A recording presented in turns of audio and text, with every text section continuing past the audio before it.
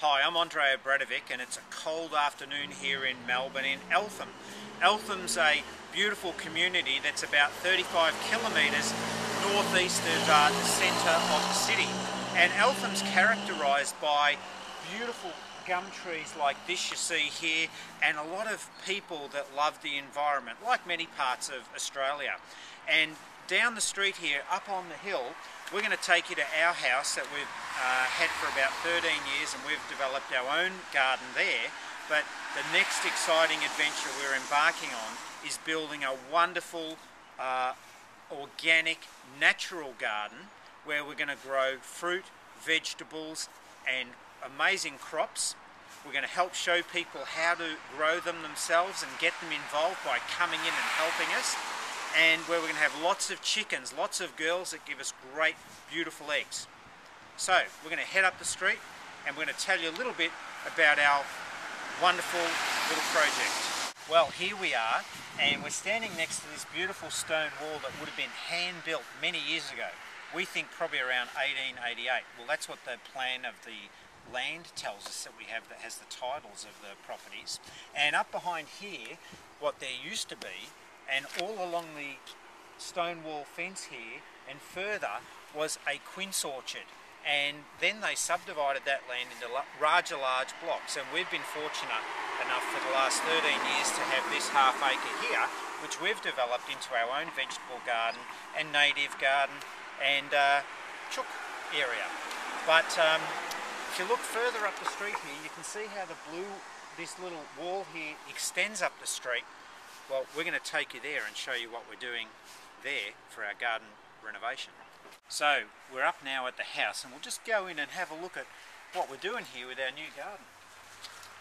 Just think about how old this gate would be when they built the property, and this is what we have to work with. All this beautiful area that's going to be in full sun. We might have to shift the clothesline, I think, and we're going to start to build an amazing garden system here that's going to have an extended chook run down in that corner down there, which adjoins our existing chickens. Up in this area here, we've already started laying out our long big garden beds. Down in the corner down here, where you see this flat area here, we're going to have a glass house and a potting shed. And one of the first things we're going to do this week is start preparing the soil with some rock dust to help bring all those minerals back into the soil before we do our Costa-inspired lasagna of newspaper, pea straw, lucerne, compost and manure, and even more rock dust to build up the soil in the garden beds. So we've been inspired by Costa to build our no-dig bed system right here. That's going to be getting all that sun coming in from the north there, and as he does, we have to prepare the beds in layers, and over the next probably 4 to 6 weeks we're going to do that. We're going to get our pea straw and lucerne in, get some loads of compost in, use the newspaper and build those beds, and we'll do some videos showing you how we do that. We might have some little helpers from down the street to help as well. But one of the first things we need to do is we'll start spreading out monash rock dust, which has over 100 different minerals all around this soil. And even though this will be the first layer of soil before we start laying on all of those newspaper and compost and manure and straw, this will start putting minerals directly back into our soil. And we use about 1 handful per square metre. And this is going to be a nice large garden bed area.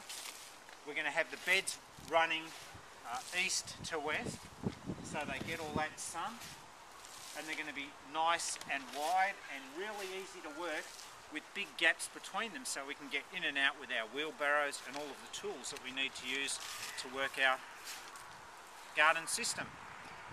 So down along this fence area we had a huge elm tree, and it was starting to rot and split, so we had that removed, and then we had the backhoe come in and excavate all of the root systems, because elm trees, as you know, have a lot of suckers in them. So they've all been pulled out, and we've dug down here about 4 or 5 feet and rotary hoed the soil. And what we're going to do now is also put rock dust all along the fence line, because along this fence line we're going to have some shrubs and native plants that put off lots of flowers so that we attract the bees into the garden, which will help pollination of all of our plants, fruit trees, and really bring some nice foliage into the garden to make it look fantastic as well. So this is where we're going to build our citrus grove.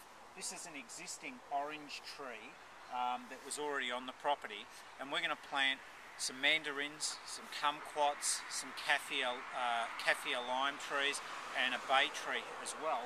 In this area here, we're going to improve the soil with some compost and pea straw over the next couple of weeks, and rock dust, of course, as you know, because that'll help bring all those minerals back into the soil to help our worms and really improve the soil to make sure we've got an abundant crop during the year. And this is one of our girls. We've got 9 little girls who give us beautiful fresh eggs, and where I'm standing is going to be the huge chook run we're going to have. We're going to have probably 20 little girls, but inside it we're going to have an orchard, and the girls are going to scrap around there, help improve the soil for our fruit trees, and they'll have lots of fun because the chook run is going to go basically from this wall down that way about 11 metres, and it'll be 7 metres wide, and we're going to have it enclosed with wire mesh nice and high so we can grow fruit. So we can grow fruit trees, and the girls can have lots of area to run around, and we'll have lots of fresh, beautiful homegrown eggs. Probably too many that we'll have to give some away. So that's it for the update for the garden update this week, and we'll be with you soon once we've done a bit more work.